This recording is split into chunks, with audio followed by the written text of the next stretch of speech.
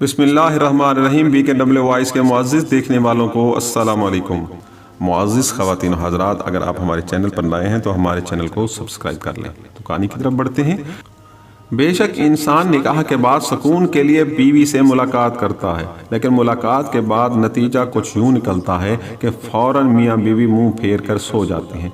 ये इंतहाई गलत तरीका है। जब शौहर अपनी बीवी से सुकून हासिल कर ले तो ये हकीकत है कि कमज़ोरी के बायस नींद का गलबा ज़्यादा होता है और करवट बदल कर सोने को तरजीह देता है। सब नहीं, लेकिन अक्सरियत का मामूल यही है। ये वो मौका है जब आपने अपनी बीवी से मोहब्बत का इजहार मोहब्बत से करना है।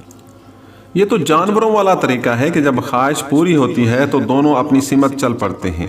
गोया काम निकालने से मकसद था, लेकिन हम इंसान हैं, अशरफुल मखलूकात हैं। हम बिस्तरी से जैसे ही फारिग हो जाएं तो बीवी की पेशानी पर बोसा दें और उससे मोहब्बत का इजहार करें कि इसके ज़रिए आपकी हलाल ख्वाहिश तकमील को पहुँची कि अल्लाह ने उसे आपके सुकून का ज़रिया बनाया। लिहाजा बहुत ज़रूरी है कि हम बिस्तरी के बाद बीवी की पेशानी पर बोसा दिया जाए और उसकी तरफ मुस्कुराकर देखा जाए, अपनी मोहब्बत का इजहार किया जाए।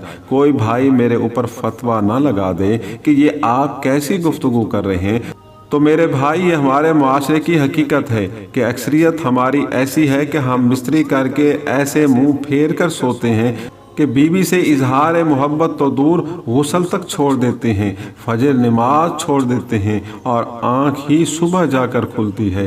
लिहाजा हम बिस्तरी के बाद बीवी से प्यार और मोहब्बत का इजहार अशद ज़रूरी है। गोया ये आप उसे अपनी मोहब्बत का एहसास दिला रहे हैं कि अल्लाह ने हमारे दरमियान रिश्ता कायम किया और इसी रिश्ते के तुफैल आपने मेरी ख्वाहिश को पूरा किया।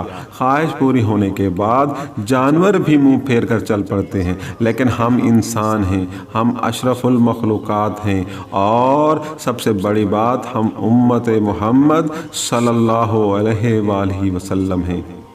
उन हजरात से माजरत खा हूँ जिनको ये मेरे अल्फाज बुरे लगे। मुअज़्ज़िज़ ख़वातीन और हजरात, उम्मीद है ये इस्लाही बात आपको अच्छी लगी होगी। तो हमारे चैनल को सब्सक्राइब कर दें, वीडियो को लाइक कर दें और इस पैगाम को अपने दोस्तों को लाजमी शेयर करें। नेकी की बात है, फैलाएं, सदका जारिया है। मिलते हैं अगली सबक आमोज़ कहानी के साथ। उस वक्त तक के लिए अल्लाह हाफ़िज़।